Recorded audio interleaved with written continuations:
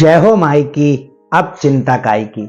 समस्त नर्मदा भक्तों को मेरा नर्मदे हर जीवन भर स्वागत है आपका माँ रेवामृत रस में, जिसमें माँ की कथा और मानव की व्यथा चलती रहेगी सदा।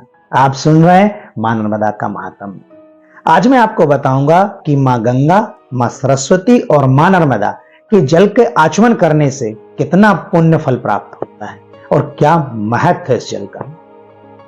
गंगा तु वैष्णवी मूर्ति सर्व पाप प्रणाशिनी रुद्रदेहेशम अद्भुता नर्मदा चैव मेवतु ब्राह्मी सरस्वती मूर्ति त्रिश्लोकेषु वेश्रता देवया काम गमाम देहि भाग्यभूतय तो संसिता।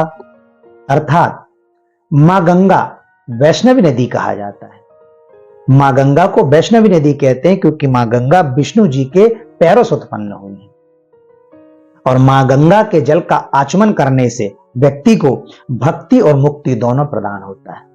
जो व्यक्ति मां नर्मदा के मां गंगा के जल का आचमन करता है उसे भक्ति और मुक्ति दोनों प्रदान हो जाती है। उसका मन हमेशा भक्ति में लगा रहता है, कभी वो भक्ति से और प्रभु से दूर नहीं जा सकता।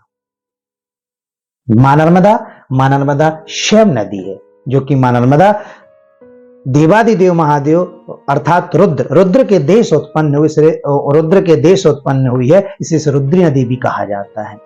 मां नर्मदा के जल का आचमन करने से जो व्यक्ति मां नर्मदा का नित्य प्रति जल का आचमन करता है उसकी वाणी सिद्ध हो जाती है। क्यों? क्योंकि मां नर्मदा कर्म प्रधान है।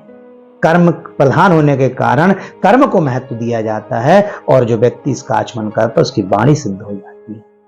और मां सरस्वती ब्राह्मी नदी है।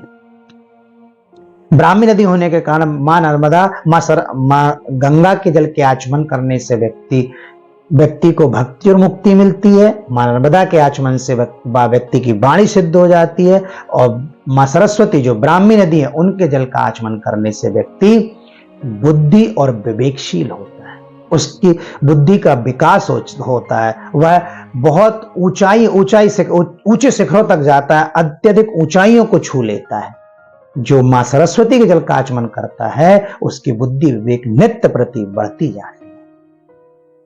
ऐसे हैं मां गंगा, मां नर्मदा और मां सरस्वती के जल का महात्म, इन तीनों के जलों की महिमा। ऐसे ही आप मां नर्मदा के महात्म को जानने के लिए आप देखते रहिए मां रेवामृत रस, मां की महिमा विस्तार से। मेरा सभी नर्मदा भक्तों से निवेदन है कि मां रेवामृत रस चैनल को सब्सक्राइब करें और मां नर्मदा के महात्म को जानें बड़ी गहराई से। नर्मदे।